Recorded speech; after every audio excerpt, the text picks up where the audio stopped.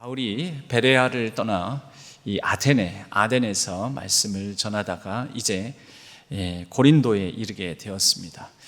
당시 고린도는 엄청나게 큰 대도시였습니다. 아테네보다 최소한 10배에서 20배 정도 많은 사람들이 모이는 곳이고, 또 유동인구도 아테네에 비해서 훨씬 더 많았습니다. 이곳은 고린도에는 고린도 운하라고 하는 운하도 있고 바다에 접해 있기 때문에 바다로부터, 지중해 해안으로부터 또 육지로부터 몰려드는 많은 문화, 문물, 또 상품, 이런 교역들이 이루어지는 곳이었습니다. 당시 인구가, 고린도의 인구가 약 70만을 헤아렸다라고 합니다. 70만이면 얼마 되지도 않네 이렇게 생각하실지 모르는데, 그때 당시 100만 정도가 인구가 모이는 도시가 전 세계 통틀어서 4군데가 되지 않았습니다. 그 중에 하나가 바로 이 고린도였다라는 것입니다.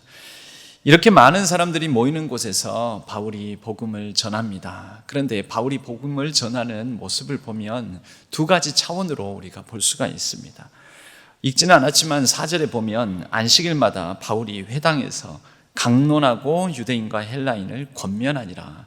강론과 권면 차원의 말씀 전함입니다. 이 강론과 권면 차원에서는 예수님이 등장하지 않습니다. 이 강론과 권면 차원, 특히 권면이라는 단어는 위로의 뜻을 많이 가지고 있습니다. 그래서 바나바라는 사람의 이 이름을 풀 때에도 그가 권위하는 자, 즉 권면하고 위로하는 사람, 이렇게 같이 들어가는데요. 이 권면하니라라는 것에는, 이 강론과 권면에는 이 좋은 얘기를 하는 것입니다. 그러니까 유대인들에게 거리낌이 되지 않는 구약 율법의 근거에서 율법을 잘 풀어서 전하는 좋은 얘기, 덕담, 은혜되는 얘기, 축복의 메시지, 이런 얘기를 쭉 전해주는 것이죠. 여러분, 이게 유대인들에게, 헬라인에게 갈등이 되었겠습니까? 헬라인들 입장에서도 이왕이면 또 좋은 메시지 들으면 그냥 좋은 거지요. 다 믿지는 않아도. 여러분, 우리에게 착하게 살아라, 바르게 살아라, 이런 얘기들은 그래도 덕담으로, 부자 되어라, 너 이번에는 만사 형통하기를 바란다, 이런 얘기는 우리가 그것을 믿고 그 믿음에 헌신할 내용보다는 그냥 듣고 마음에 좋은, 기분 좋은 이야기로 우리가 받아들일 수 있지 않겠습니까? 전혀 거리낌이 없었습니다. 그래서 이 큰 도시에서 바울이 전하는 요 4절 대목에서는 아무런 갈등이 없습니다.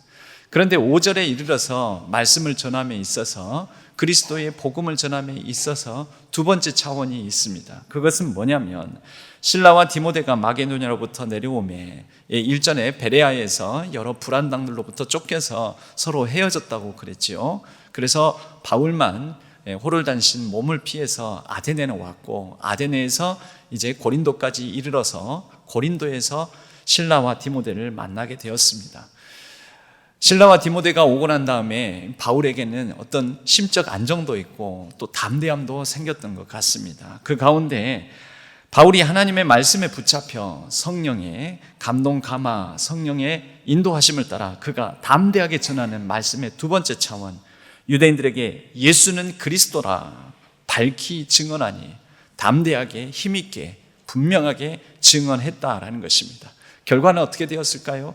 많은 사람들이 믿고, 많은 사람들이 이런 메시지는 우리가 듣도 못한 메시지다 하고 막 좋아했을까요?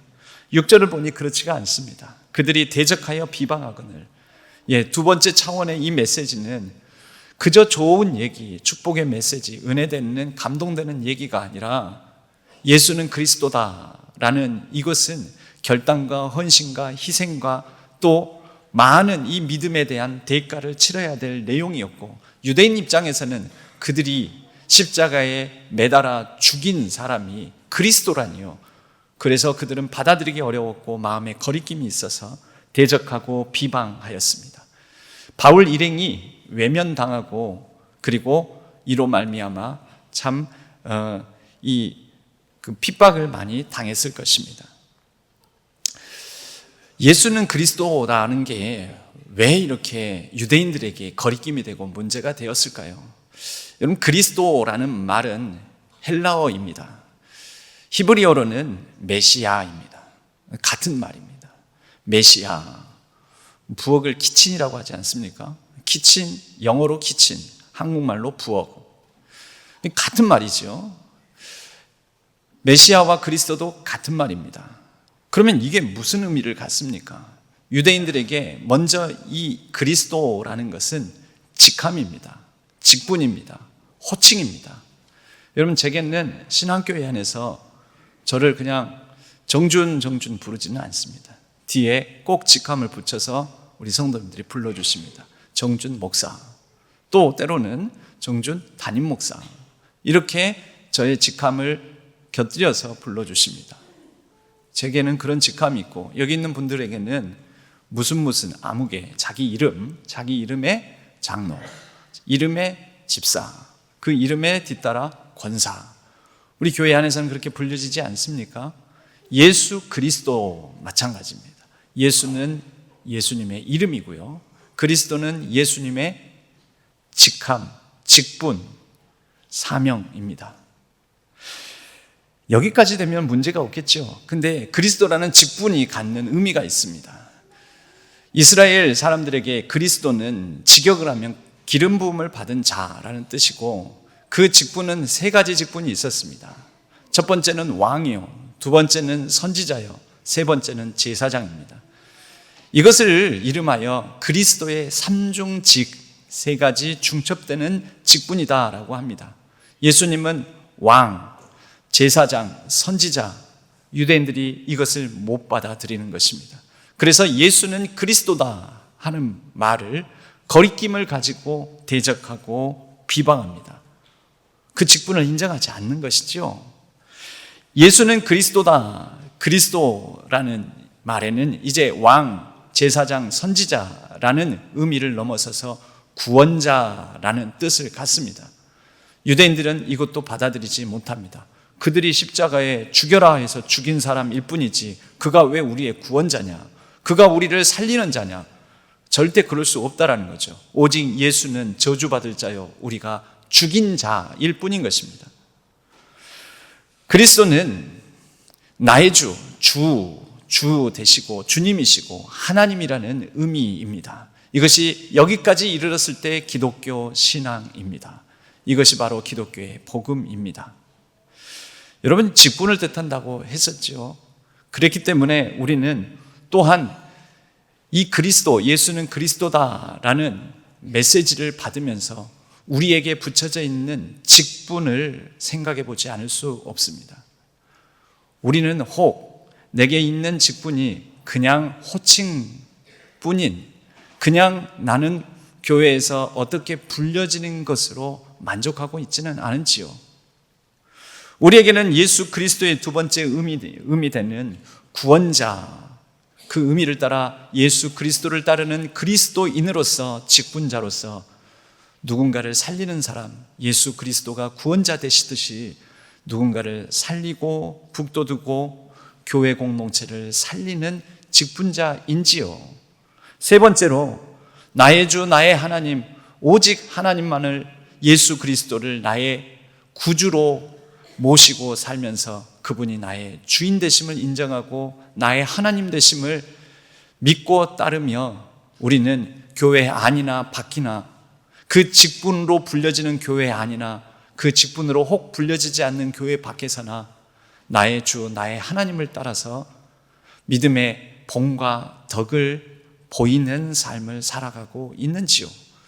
우리는 예수는 그리스도다 라고 이렇게 밝히 증언하는 바울, 실라, 디모데가 대적을 당하고 비방을 당하면서도 이것을 증언하는 일을 멈추지 않았던 것을 주목하며, 예수는 나의 그리스도요, 나의 주, 나의 하나님이요, 나의 구원자로 삼아서 내가 가진 하나님의 맡겨주신 직분을 따라, 또 하나님께서 나에게 주신 사명을 따라 우리의 신앙이, 그리스도인으로서 신앙이 살리고 믿음의 본과 덕을 보이고, 그런 가운데 오직 예수님만은 나의 참 주인이시다라는 고백 때문에 혹 다른 사람들에게 거리낌을 당하는 일이 있더라도 이것을 위하여 예수 그리스도께서 십자가에 못 박혀 죽으시고 희생하셨듯 찢기고 피를 흘리며 희생하는 삶을 살아가는 저와 여러분 되기를 바랍니다. 오늘 우리가 대하는 성찬식은 예수 그리스도께서 그리스도 되심을 나의 구원자 되시기 위하여 나의 주 나의 하나님으로 충성을 다하여서 죽기까지 헌신하셨음을, 희생하셨음을 우리가 기억하고 나를 위하여 찢기신 살과 나를 위하여 흘리신 피를 기념하며 이것을 우리의 온몸으로 경험하는 자리입니다. 바로 예수를 그리스도라 고백하는 신앙 고백의 자리가 오늘 성찬의 자리가 되기를 바랍니다. 그리하여 예수 그리스도께서 그리스도 되심같이 나도 누군가에게 그분이 보여주신 대로 우리에게 주어진 직분대로 흘리고 찢기고 희생하는 삶을 살아가는 결단과 다짐이 있는 복된 자리가 되기를 주님의 이름으로 간절히 축원합니다.